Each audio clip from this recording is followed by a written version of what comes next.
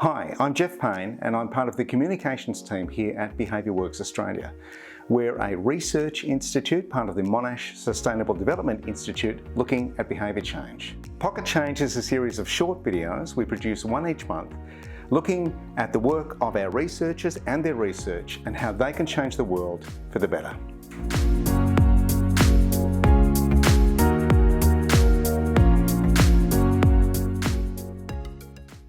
Hi everyone, this month I'm speaking to Laura Jennings about her work in inclusion and diversity. Hi Laura. Hi Jeff. Firstly, what is diversity and why is it a good thing? I guess what we've got two things that get used together often, and one is diversity and one is inclusion. So when we talk about diversity is the makeup of the workforce. It's the who, it's the what. So with diversity, we get tension or conflict. Talk a little bit about what happens when there's a diverse workplace, for instance.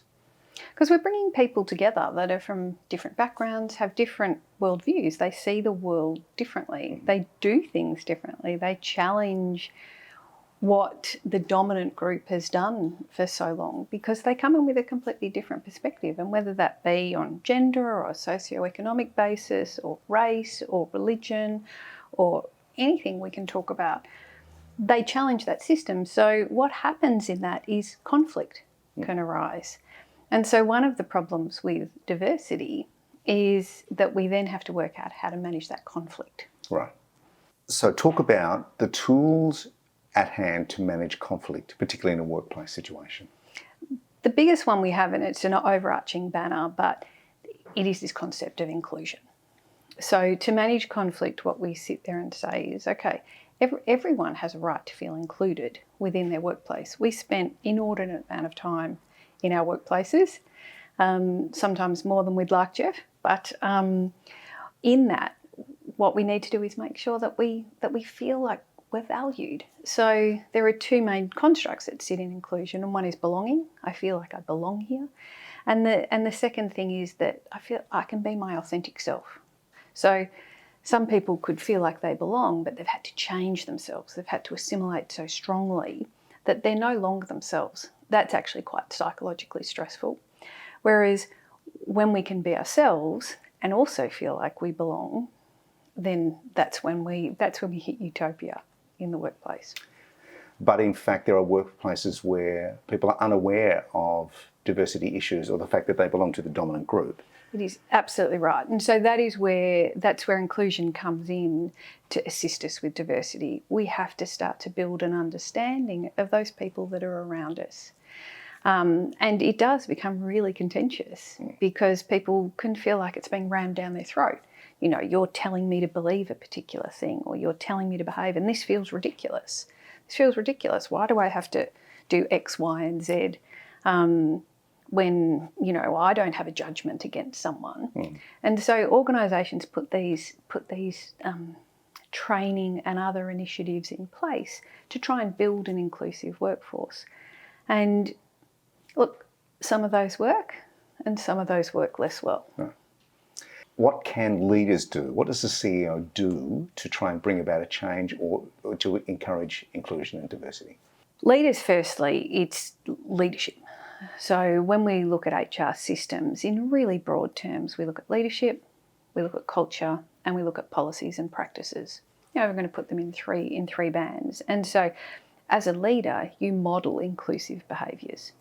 So in a very overt sense, you ensure that you're not saying something that's offensive to anyone, but you're also driving home a message that is about inclusion and that it's okay to make a mistake. Right. Because in this sphere, sometimes what can happen is we get really nervous. We get really nervous that we're going to say the wrong thing, so we stop saying things, which doesn't help that feeling of belonging, because what happens is, you know, the female walks into an all-male environment and the guys go, we don't know what to say, so we just won't speak to her. Right. In case we get in trouble. Right. That's the last thing we want. So we want a space where, and leaders can model that because they can make mistakes and then go, sorry, I got it wrong. Right. How do we do it? Yeah. Tell us about bystander interventions and what that means. So other than a boss saying, stop that, because I happen to see that at the right time, what other kind of interventions are there? A lot of this stuff is, whether we call them microaggressions or incivility, it happens outside of that sphere. So it's often one-on-one. And if it's going to be in front of people, it often happens in front of peers. So where bystander intervention becomes a really powerful tool, and it's been used quite effectively in instances of sexual assault and harassment on campus, that's where its kind of empirical merit comes from, is that when something happens, just while we're sitting here together and and someone's here with us, let's picture we've got a bystander with us, I say something that might be unthinkingly offensive to you. I don't intend to hurt you. We have a bystander just step in and go, oh, Laura, that was a bit off. And so when we talk about bystander intervention, it's got three parties. The target, it's got the perpetrator, a poor word, and then we have a bystander. Yeah. And it can be done in the moment. It can be done afterwards. We can take that person aside and go, oh, that's I wouldn't do that again. Right. And it can be done quite strongly or it can be done quite gently as well. It all depends on the situation. It's so context dependent. The entire construction industry has steel-cap boots and high-vis gear and helmets as a behavioural way of making their work safer. Yes. I don't think anyone's objecting to how they're dressed or how they look. So they accept that. But a change in behaviour can be seen as a much more threatening attack in a way. It can feel like a workplace is trying to change your attitude. And the thing is workplaces aren't really here to change attitudes. They're here to create a safe space for people to work that delivers, that produces things in whatever way that it does. And so, if you're the CEO of an organisation, your job is to make that workplace safe. And we're safe because of behaviours. We're not safe because of attitudes. Now, if attitudes happen to change through training and through exposure to people who are different to us that we've never met before, that's fantastic. Right. But organisations are here to make sure that the behaviours of people within the workplace are safe for everybody. I have had men say to me, oh, don't you understand, you're a straight white male, we're the victims here. And they've said it as a half joke, and I've half joked back and I said, I don't think we qualify as victims. But that attitude is prevalent in many workplaces. It is, very much so. And so we see this in times of change. I guess we could do a historical study in times of change where the dominant group is challenged, can be really difficult. And it's not affected by education level. It's not really affected by profession. It's really affected by how someone internalises those feelings of this cultural shift that is occurring. We hear expressions that start with, oh, I really don't like this, and there are women coming in and I'm feeling threatened. But then what happens is they might go home and they might talk to other women that they know. They come into contact, and a big one is a female arrives on site that is the same age as their daughter. And suddenly that starts to shift it. And we know that as contact theory. We know that when people can relate to an individual and feel empathy, that we end up in a situation where they can understand how that person might be feeling. And furthermore, the steps that they might take to make that person feel more comfortable. And empathy is a driver of change. It's huge. So in bystander intervention, the first thing you've got to do is understand that the incident has been problematic. And really one of the only ways that you can do that is either through emotional empathy, I feel it, because I've experienced that before, or cognitive empathy. I can take the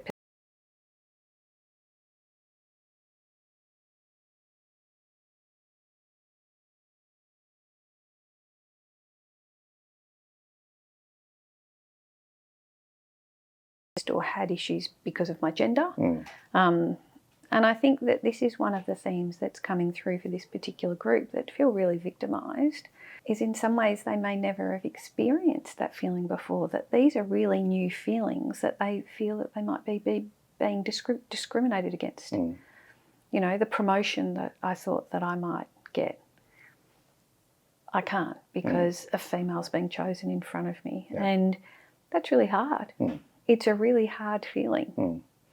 Change is something that happens when enough people bring about the change, when the social norms change and enough people say enough is enough, I won't tolerate that behaviour anymore. And is that what we see with things like Harvey Weinstein, the Me Too movement and that sort of stuff? Yeah, well, with the Me Too movement, you know, you've got this tsunami, particularly in the cases that you reference, in how women have been treated over time, and a lot of that treatment became normalised. So if a female was to stand up and defend themselves, you can't take a joke. Right. That excuse was normalised. Then the idea that, you know, she'll make a false complaint was normalised. That was a reasonable thing to say to someone when they confided in you that they'd been sexually assaulted at a Christmas party. It was normalised for you to say, have you got proof of that? Yeah. You think about the trauma of the person who's gone through that in any diversity dimension. Yes. And what happens is suddenly that there's this tipping point, particularly with the Me Too movement, and Black Lives Matter the same to a degree, where everyone went, no, we can't turn away from this. And so suddenly that norm gets challenged. And in challenging that norm, we then start to go, okay, you know, no, we don't question the victim. You know, we support, we take a victim-centred approach. And it starts to create an environment of safety. And that allows more people to come out and talk about it. And this is one of the powerful parts of bystander intervention, is because it happens in peer groups, it just takes one to turn around and go, no, it's not okay. And what we know from the research is 70% of that group think that, if not more, think that behaviour is not okay. But they don't know how to challenge the norm because they're not in a position of power to do that. Right.